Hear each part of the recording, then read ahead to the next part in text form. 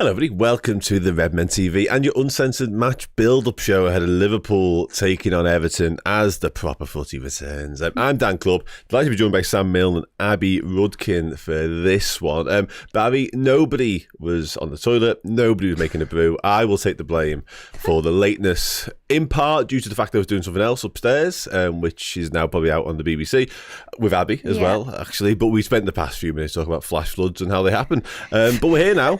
We're here now. That's all that matters. Ironically, on the sunniest day of the year so far. Yeah, absolutely, yeah. But we are, like I say, we have joined you, albeit late. I can only apologise profusely for that. But, guys, how are we? Yeah, I'm okay. Fuming at Trent Alexander-Arnold, which I've just spoke to you about. I got that morning. vibe. Yeah, got that vibe. Very fuming. Yeah. Apart from that, okay. Good. My laptop's just died, so aside from that, I'm absolutely flying as well. And we'll wing it. I'll wing it. It's fine. I've done this before. It's not my first rodeo. Sam. Liverpool, Everton. I wanted to ask you both, so I'll start with that. In terms of, obviously, there's been a break. Obviously, we know the week prior to international break was very disappointing from our point of view. Is this the dream return, or is this a nightmare return? Somewhere in the middle. I'd be closer to dream, to be honest, because I think what I've noticed in the past few weeks is, well, not the past few weeks, if we've not played for 17 days, but before that, is that we've needed almost like something to get us going in games a little bit. And I think, obviously, having the derby, Everton aren't going to turn up and roll over. And so I think we'll be on it from the first whistle, really. And I don't think the fans will let us be on it anything other than 100% from the start. You know, even though we've had the Trent stuff come out and everything like that, I think the mood will be optimistic because we've had two and a half weeks of just contract talk and what's happened in the League Cup final, what happened in the Champions League, and it'll just be great to just get out there on the pitch and hopefully score a goal. Yeah, if somebody could get this laptop going, that'd be amazing. So, I'll sort it. I should have come to you really, Abby, because that would have been a different camera. It'd have given me time, but I've made me bed.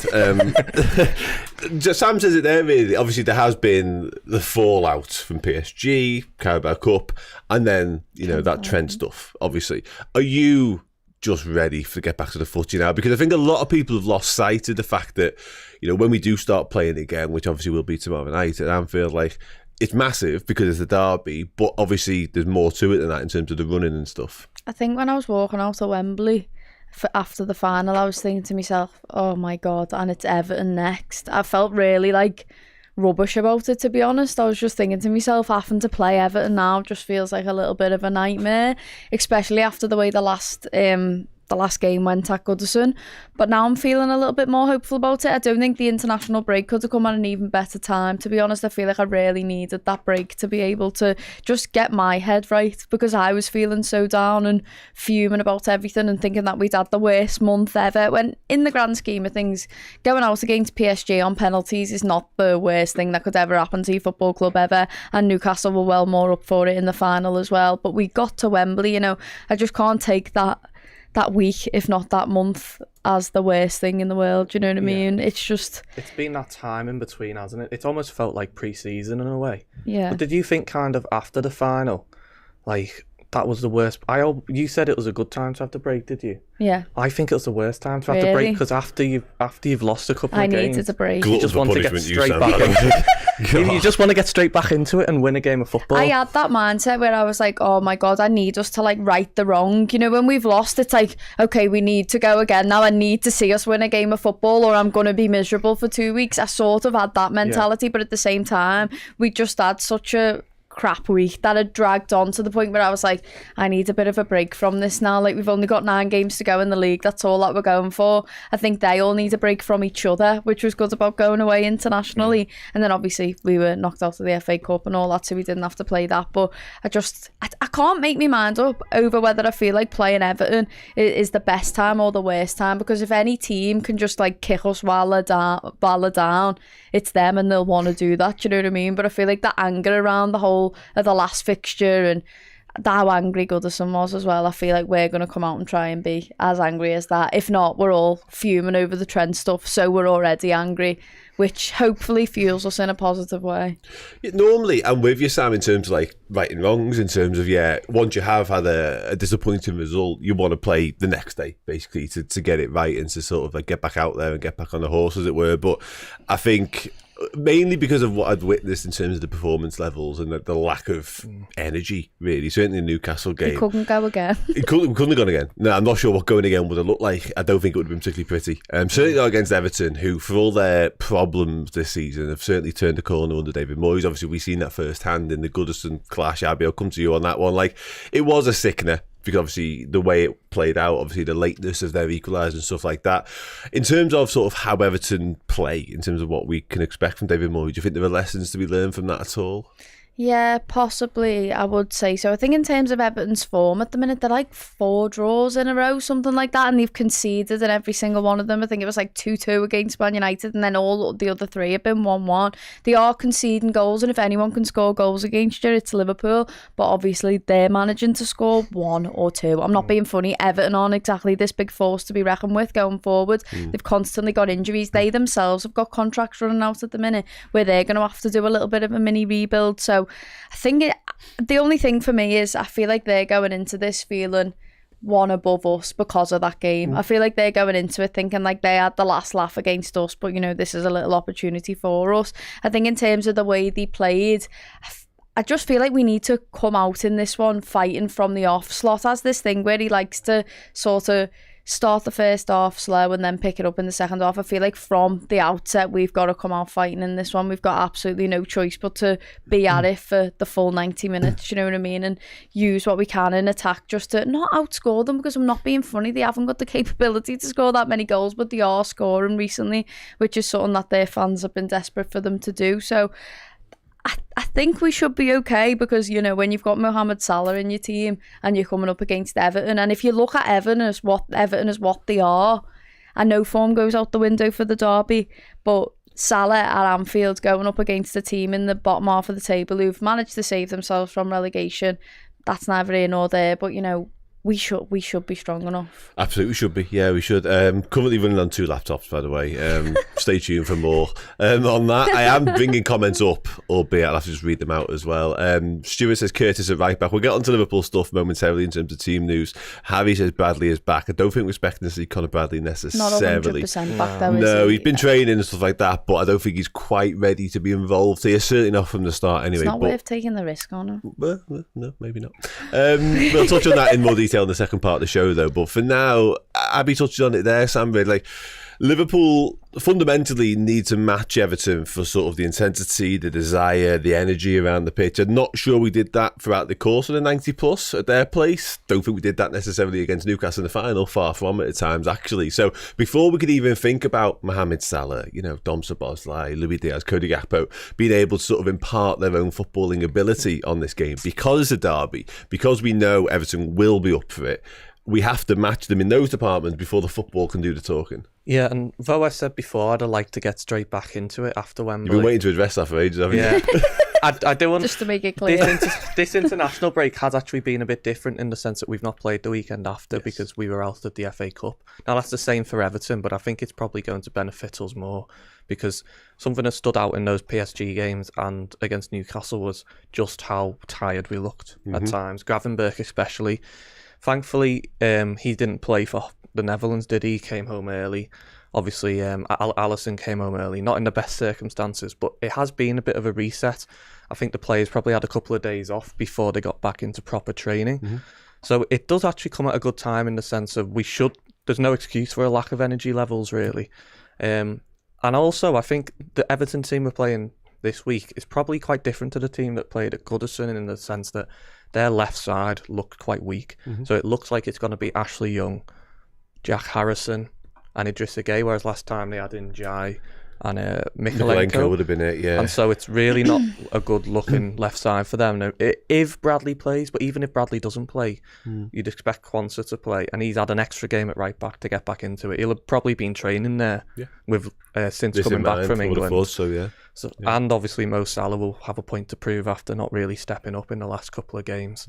And so that left side of Everton should hopefully be their weak points. I think it's definitely somewhere we could look to exploit, absolutely, yeah. Because Ashley Young came up against, he was on right back last time, but Luis Diaz licking his lips and he got sent off for like 50 minutes at Anfield last time. So yeah, hopefully we can replicate something like that. But I think just to finish off on sort of the international break rest energy point, I think sort of physically they needed it, but I think psychologically as well, just to get away for a bit. I think they needed a break from each other. Yeah, that was I the do. thing for me, is I needed a break from them. And once Yeah. I was walking away from Wembley, so I can't imagine how. I know that was probably the worst game we've played in a final for a very long time, but I think they probably all sick of looking at each other and, angry at each other for certain decisions and certain mistakes. And I think it was the best time for them to just go, be by people, like your international people. I mean, maybe not Trent going and sitting with bloody Jude and all the rest of them, but he obviously didn't do that in the end. But you know what I mean? It was just sort of a break for them all to just go away, and I'd need it as well. To be honest, I needed Szoboszlai it. got married, didn't he? Yeah, he It did. looked like they all had a good catch up on the couch. Yeah. Yeah, What was they- that yeah, about, by the yeah, way? Is yeah, anyone let's- going to talk about Let's that? not. Let's move on. It was interesting though. Clearly intentional, though. I feel like you don't post. He never posts stories like that of them all sitting If around. he's not in a sauna, he doesn't post it normally, does he? Or his gym at home. And it was Trent speaking, and he looked. I don't know. Do you know what I mean? It was think just a bit Salah likes odd. playing with us personally. I think it would have Bit of been a game, worse yeah. if it was Van Dijk instead of Szoboszlai, because obviously Konate's contract's only got a year left on it after this, and if it would have been all of those who were running down, I'd have thought, oh my god, this is to show us that they're all going. But I think because Szoboszlai was there, Yeah. it was a little bit of a saving grace for me. But I'm just hoping it was a bit more of an intervention. Yeah, likewise. Yeah, we'll wait and see on that one. But yeah, it's very interesting. Strange post from Mo. Not what I expected at all, to be honest with you. But there we go. Yeah, from Everton's point of view, you mentioned Njai and Dwight McNeil. They've both been back involved in training, but who knows if they'll start. And Dominic Calvert-Lewin and Mikalenko are expected to miss out, which probably means that Beto will lead the line. We know how that ended last time. Sam, I've got a trivia question for everybody, because that's one thing I can do right now, which is brilliant. It's quite a straightforward one, but I'm going to ask it anyway, and then I'm going to delve into a bit more detail post as well. So, from a Liverpool point of view, who is the top scorer of all time against Everton? And if you can tell me the number of goals they scored as well, I'd be even more impressed. See you in a minute.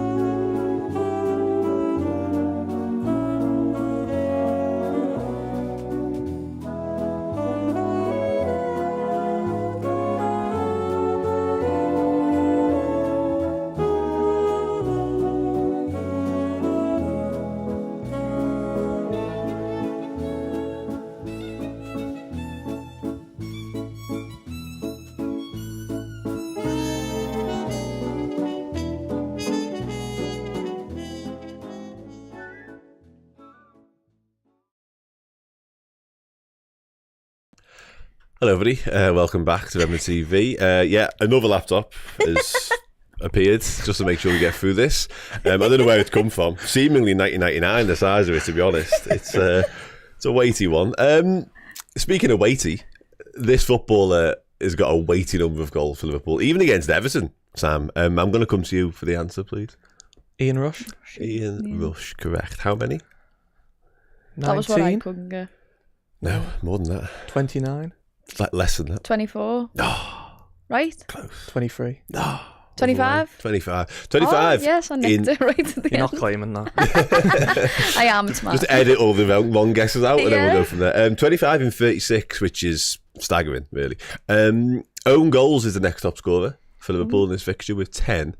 Gerrard also has 10, obviously. But I did want to draw your attention to a couple of different players in this game. Mohamed Salah has 8 goals in 12 appearances against Everton, which is pretty impressive.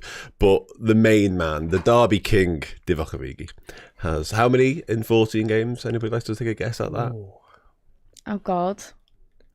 I'm going to go The scourge of Everton? 6. 5? 6 Six? goals Oh, in definitely. 14. Considering he barely played, Yeah. that's It's unbelievable. remarkable, isn't it? I still miss him to this day. Sometimes there'll be games and I'm like, where's Origi? Yeah, I mean, only one of He played 90 minutes once. There was a against couple them. of times Klopp just decided, now we'll just play the B team and we'll still win against Well, Everton. the Curtis Jones FA Cup one, that was the B team. At Anfield, Shaqiri and Origi scored. 5-2 game, Yeah. went mad man riot. Yeah, but Divock Origi was just sensational, full stop. But against the Blues, my word, did he love scoring against them? Sound okay? Anybody in the chat get it? It has to be Rush. Yes, Stuart says 20 something as well. Yeah, goal ratio says Rushy 2. Okay, that's a comment I did not mean to bring up. I don't think it's too bad, by the way. I'm just not going to read it out. That's all. It's fine. I seen one word. Yeah, that was the only word you really needed, to be honest. So let's move on quickly. Abby, Liverpool. Obviously, this game in itself is hugely significant. It's the derby. You always want a derby, regardless of the circumstances, regardless of what it means to the league table, etc., etc. But for us, we discussed in the first part of the show about obviously needing the break and responding and what have you. But now it's about what's to come, really, and setting up this next part of the season in the best possible way.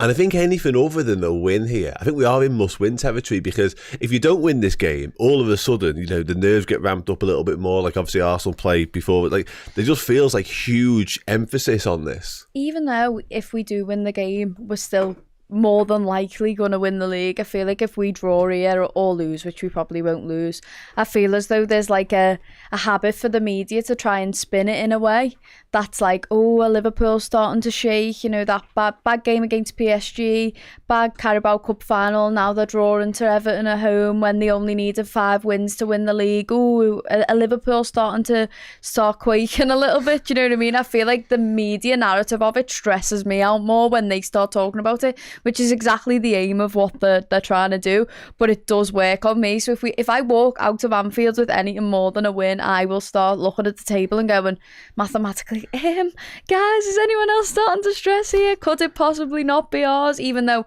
I know it is, but I don't need that sort of stress, so I need us to win that game, and we're more than capable to do it, and it is the best time to bounce back. And I think if we win that, we will just go on to win 5, because if anyone can, we can do a nice little run together. Obviously Arsenal need to play as well, and that might put a little bit of pressure on, but apart from that, I'm clearly very calm. but you are right, the upside of what a win means here, because again, we spoke about sort of maybe some damage psychologically pre-international break. It's just to get them back as well for feeling 10 foot tall. Exactly. You can flip all that on its head in 90 odd minutes of football tomorrow night. Like all of a sudden you are bouncing out of the stadium from a fan's point of view, but if you're the lads on the pitch, you've just beat Everton, you've just avenged what happened a few weeks ago at Goodison, plus you've started off this next run of fixtures in the best possible way, Sam. Like, what a start to what could be a glorious end this might be. Yeah, I think it's important we actually enjoy this last few weeks of the season, because it does feel, even though we're more than likely going to win the league, it feels like we've almost got nothing to play for, which is really mad, because we haven't won the league in front of supporters since 1990. So I think obviously winning in the derby would obviously help in the sense of the good mood, because we haven't won for a few weeks now. But there's also something on the line in terms of the way the last game ended for the players as well. People, in the media, they'll be like, oh, we don't want to see that. I think we all want to see a bit of that. Obviously, it'd be better if Curtis Jones and Slot and Hulshoff hadn't been sent off. But it creates a bit of intrigue. The fact that the derby was postponed the last time as well, it means they're closer together, so the players will have had less time to, calm down from it. Yeah. I'm really excited for it. There's also the thing of, like you say, with the media, it's in like Sky Sports or whoever, it's in their interest to create a title race. I actually think it's probably more difficult for us to lose it now, even if we don't win this game. But I think it's so important that we win, just so we can enjoy the last.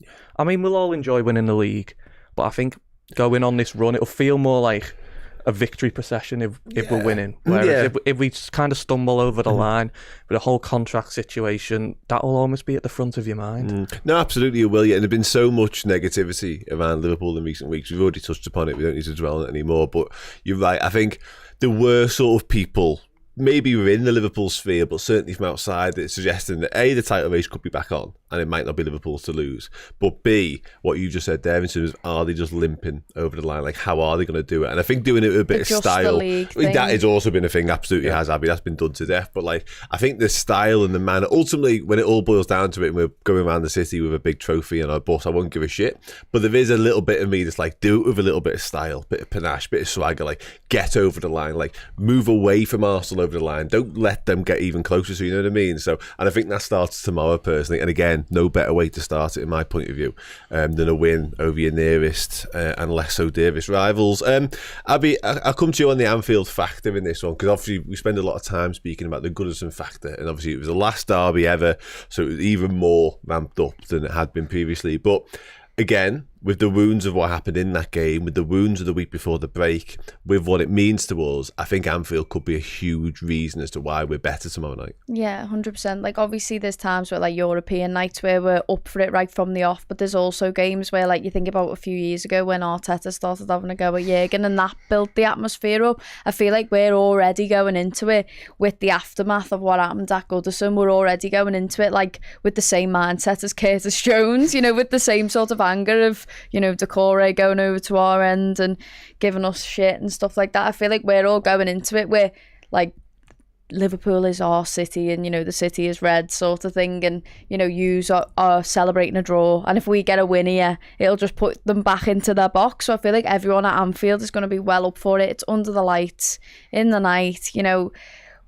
Maybe we're all still a little bit sad about having a really bad performance at Wembley. I definitely am, but I'm more up for it now. I've had that break. I've had that time to sort of reflect on it and go, right, we all need to be well up for this now and be really excited for it, really. I can't imagine there's anyone that's going to go into the ground thinking, oh, well, they've been playing shit, I'm not going to be up for this myself. If anything, it should have the opposite effect of, right, like you said, let's win the league in style. Let's actually, because I'm sick of the whole narrative of, oh, it's just the league, limping over the line. Oh, you know, when we do win it, they'll spin this whole thing of, oh, you know, they nearly slipped it though, even though the amount of times we finished 1 point behind, but it was Man City were the best thing. Literally 1 point. You know, that sort of thing. They'll still manage to spin it in that way of, oh, but you were meant to be winning a quadruple. I feel like winning this game in style and the atmosphere being up for it would be like such a statement, and I feel like we do have the opportunities to be the 12th man there, and I think Slot's probably going into it with the anger from after that game.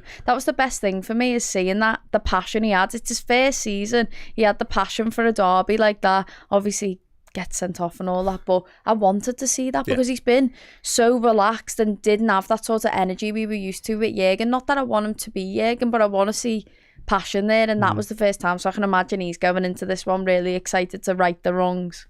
Yeah, no, absolutely, yeah, and you saw that again. I really enjoyed the way he's handled everything, but you are right, it is nice to see he's got that switch, you know what I mean, when it's required. Like, yeah, absolutely, yeah. You only have to look at the last few derby results to see how much difference the home advantage makes, because we haven't actually played them at Anfield since October 2023, which is a long time really, because we drew the last one at Goodison, lost the one before that, but then the two before that, albeit in 2023, we won both. So it really shows you how much difference it makes. Yeah, absolutely. Yeah, and as Abby said a minute ago as well, I think there's statement win territory on the horizon here. So let's go and get that done, shall we? So let's move on to some injury stuff then, some selection stuff as well. Obviously, Arne Slot spoke this morning. He touched on Conor Bradley. He's still a doubt for this one. There's a chance he might be on the bench. Joe Gomez, we've seen him back on the grass yesterday, which is nice, but I doubt he's going to be ready to be involved in any way, shape or form for this. He allayed the fears over Alisson Becker and his concussion. Ryan Gravenberch, likewise, didn't really address Ibu Konaté things, so I assume he's just fine. Obviously, we know there's no Trent Alexander-Arnold, perhaps for the best. So let's do it. Goalkeeper, Abby picks itself. Yeah, it's going to be Alisson no matter what. Honestly, to be honest, I feel like that sort of concussion thing, and he couldn't play for a certain amount of days and stuff like that, was meant to be for us with this whole international break and him getting a little bit of rest. It's always going to be Alisson. He's got his last concussion test this afternoon, Slot said, but if he's been training, he's fine, isn't he? He said he's fine. Did Alisson put his own story on Instagram saying, like, I'm fine, don't worry, sort of thing. So I don't think there's any concern. That was enough for me. Defensively then, let's start with the right back, Sam. Listen, it's not ideal, I think it's fair to say, without Trent and without Connor. But I think Joel Quansah's done a decent enough job. Listen, the performance in the final wasn't immaculate, far from it, but I don't think he was necessarily the reason as to why either. So I think he's actually handled himself okay there. Yeah, I think it suits us being at home for Kwanzaa, because if you think something that Alexander-Arnold and Bradley can do is they can turn defence into attack very quickly. Trent normally with a pass, or Bradley by carrying the ball. Whereas when you're at home, the fullbacks are normally up on the halfway line or further than that anyway. So I think it probably suits Kwanzaa, and he's a decent crosser of the ball. He's no Trent or Bradley, but I think he'll be fine at right back. Yeah, you are right. Obviously, it's the emphasis is more on the midfield to be that creator, and I think we're going to see that. We might have to get used to that anyway without Trent, because his progressive pass, his ability to get us from defence to attack has been a bit of a cheat code for Liverpool actually down the years, and again, without him potentially forever. Now we might need to find a different way, maybe starting tomorrow. Albie, the other defenders, it's just Ibu and Verge, isn't it? It's standard, isn't it? It's Left always back going to be... conversation? It's Robbo. Robbo's picked himself back up recently. He's had a few good games. He's managed to sort of prove that there is life still left in there. I can't see Tsimikas starting this one. Tsimikas seems to have took a bit of a dip in slots estimations at least. So it's got to be Robbo. You've got to start your strongest 11 in the derby, even if it is at home, and Robbo's the strongest there. So after previous international breaks, there has been a chat about Tsimikas doesn't play for Greece that often, whereas Robertson plays every minute for Scotland. But the fact we've had this weekend to rest, it's basically just your first choice 11, isn't it? Yeah, it is. And I think in these sort of games as well, you want Andy Robertson. Because, not to say Kostas doesn't, but he gets it. He's got the anger in him for games like this. He's got that leadership, he's got that experience. Exactly. He understands what it means to play in these games. You know what I mean? You do want a little bit out on the pitch any way you can get it. I think Robertson brings that. Let's move into the midfield then, shall we? Hopefully we're going to see Ryan Gravenberch back to his best, because I think we've had a disappointing, underwhelming few weeks of him, really. Maybe fatigue set in, just the sheer amount of minutes he's played as well has contributed to that. Ahead of him though, Alexis picks himself. Abby doesn't, let's be honest. I think it is just the 10. Dom Szoboszlai, lots of reasons to pick him. Curtis Jones, do you think it's just, I mean, Curtis, you know, he's shown us that passion, that fight at the end of Goodison. Like, is that something you want to get on the pitch? I just always think you've got to start your strongest 11, and our strongest midfield is Gravenberch, McAllister and Szoboszlai, and I understand that there's heart there, and Curtis clearly gets it, whereas the other scouser in the team has clearly lost that. But we're not going to get into that. Trent Diggs, that is another thing on Trent that I'm just going to point out. But, you know... Somebody counting. There is that sort of element of it of, you know, obviously he was sent off, he fought for the fans, he's going to have that energy about him, and I wouldn't put it past Slot, like, to start him. Like, I really could see Slot doing it, but if it was up to me, you just start your strongest team, and it's got to be Szoboszlai for me. But I wouldn't care if it was Jones. No, I think that's one of the few positions actually where you could just interchange them and nobody would really bat an eyelid. To be honest with you, we are blessed in so much as we've got 4, some people might include Bataro Endo in that conversation as well, 5 genuine options to start in the midfield, which is nice. I suppose the only kind of reason you'd play Jones is that, well, in Liverpool's last few games, that midfield hasn't performed, really, whether that be tiredness or whatever. And Jones was one of the brighter players when he came on at Wembley, but that break between just means there's been a reset. And the other thing is, we haven't got... This is the only game where we'll have 3 or 4 days between fixtures. From now until the end of the season, it's basically playing just every Sunday. Every Sunday. And so you don't even really have to plan that far ahead in terms of rotation. Yeah, no, absolutely. Yeah, I think you're right. I mean, Harvey Elliott will be another one who might stake a claim, but I don't see a start for him. Slot just doesn't seem to favour him, so there's no point in even saying it, because that'd be so outlandish of him to start Elliott. And he'd do well too, but you know, he's done well more or less every time he's been called upon. Plymouth is the exception to that rule, to be honest. But I think they all had poor days. Yeah, that's another thing we shouldn't talk about, actually. Why are we so negative when we're literally top winning the league? It's me. I'm bringing the negative Trent vibes. No, I'm really positive about everything, naturally. And I think, again, getting back to it tomorrow will be useful, in the mood, hopefully. Yeah. Let's move into the attacking line then. Mo Salah, no point even addressing that. Left wing, I mean, let's just say Cody Gakpo looked better for the Netherlands, so that's good. This might hinge on what you want to do centre forward wise, but if it is just a straight shootout between Gakpo and Diaz, where do you land on that? I still think that it's going to be Gakpo, and I'd probably put Diaz in the 9 personally. Interesting, Sam. I'd be inclined to do the same. although Slot's basically alluded to in the past, he kind of picks his centre forward now based on the opposition. And I think at home, Everton will sit deep, so you need someone to kind of run around and try and move their defenders out the way a little bit. And as you say, Gakpo played well for Holland, and he's had an extra 2 weeks to get back to fitness because he wasn't fit before the international break. Why he was playing, nobody knows. But that's in the past now. Play him on his left wing position. Get to be honest, Diaz or Jota. Jota's not in form, but Diaz hasn't been scoring for goals either. Nunez, I'm just bored of him. I've said it for months. He might score and we'll all be going mad in the ground. He could have the game of his life against a side like Everton as well. The thing is, though, he's not going to be here next year probably, so there's not even like you're planning for the future by playing him. I'd almost be more likely to start Danz over Nunez if he were fit and actually playing for the club. Yeah, they are two quite big reasons as to why he might not play tomorrow. Like, but yeah, Chiesa. Can I tempt anyone with a Federico Chiesa? Not if I'm in the mindset of Slot, no, because Slot just can't be bloody bothered with him. But then. Let's do you instead, If I'm picking it, I think I need to see how this game goes, and then we'll look for the next few games. We'll see. We'll go back to basics. We'll go strongest starting 11 usually, which would be Gakpo, Diaz, Salah for me. But maybe after this game, if there's a lack of performing, then maybe you do need to start giving him those opportunities, because I don't even know if he's going to be here in the summer now. He took his chance in the final as well, literally. He was the only one. Him and Elliott were the only ones that sort of look like they had bright any sparks. Yeah, they added energy, much needed impetus as well. And it's so unfair on them because they're clearly the ones that aren't favoured, and you want those players to take the opportunities when it's given to them, and they did do that. And now here we are going into the next game going, no chance, you know what I mean? That's kind of how we've been trained to think, I think, by honest. And that sounds really negative, isn't supposed to, but the sample size of Slot as manager now tells us that they won't start. He's not prone to doing them sort of things. Like, for what it's worth, I think Elliott a few times sort of stuck his claim to start and be involved more. Chiesa, that was probably the first real instance for me of him going, don't forget about me, a little bit, when many might have been forgetting about him. At most in the chat thinks he should be starting this one. And with you, Abby, just about. I think I need to see a little bit more of it. And whilst, it's funny, actually, I had a conversation this morning with somebody in the gym about, like, me and another Red were chatting about us and how we are and what we look like as a football team. And we were kind of saying, listen, the centre forward situation needs addressing. We haven't found the answer there. I don't think Diaz is the answer there, for what it's worth. And the left back one, there's clearly a problem there. At some point needs addressing. And there was a blue list, and then they said, what are you complaining about? Like, you're top of the league, you're probably going to win the league. Like, woe me. But when you watch us week in, week out, Sam, it is pretty obvious, and this is ever so slightly negative, so bear with me.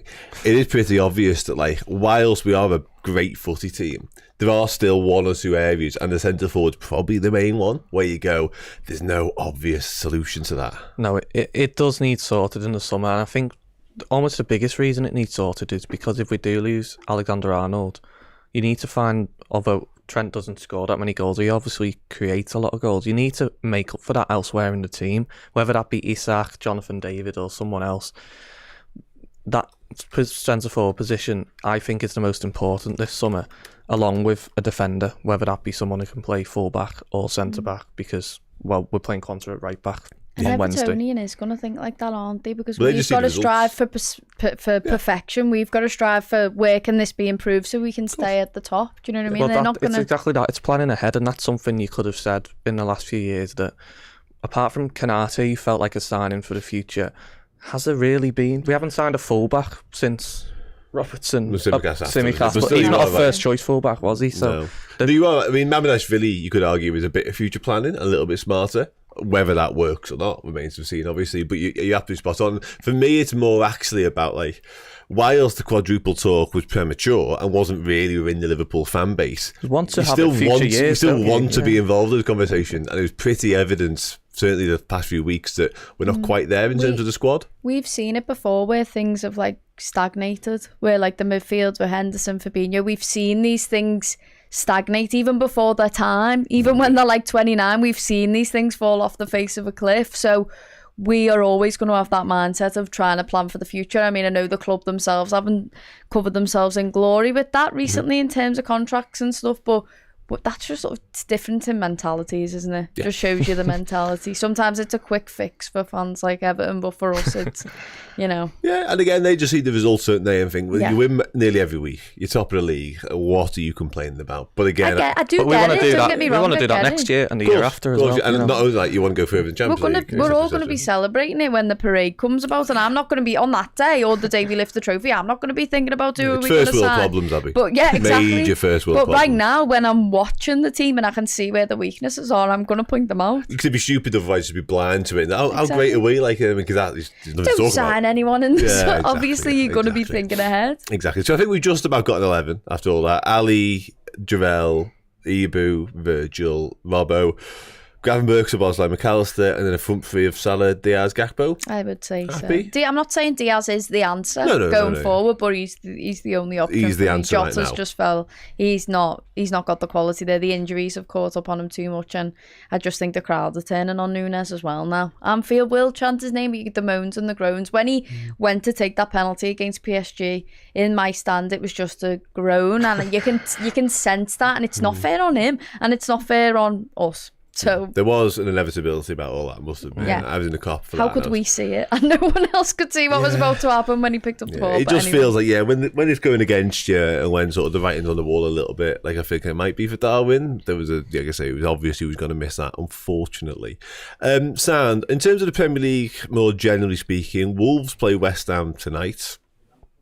Arsenal play Fulham. Now that is something more. Now they're expecting Bukayo Saka back, Sam. Fulham have caused Arsenal problems more recently than people might remember. But, do you have any faith that they might drop points there? And if they were to, my God. I think if it were at Craven Cottage, they did drop point at Craven Cottage, am I right in saying?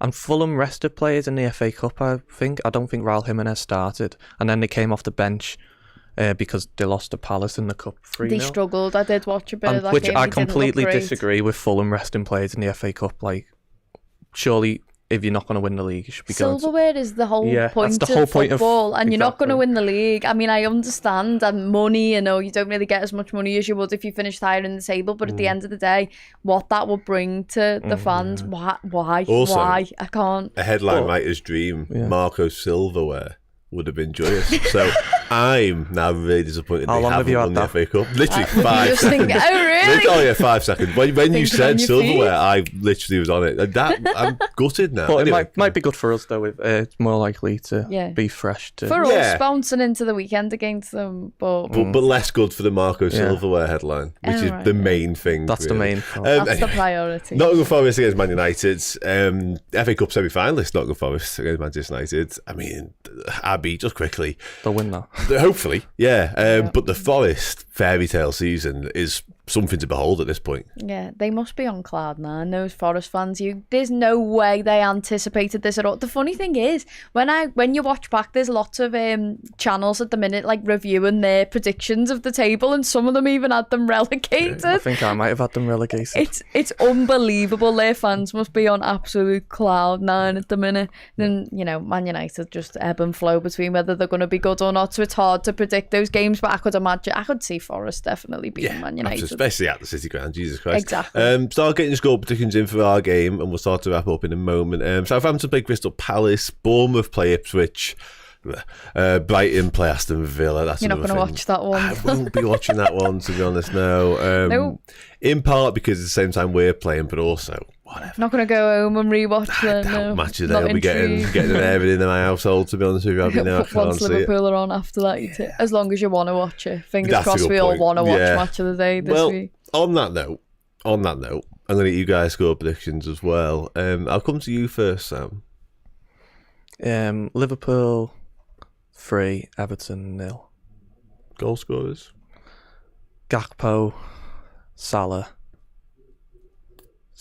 Penalty. Abby?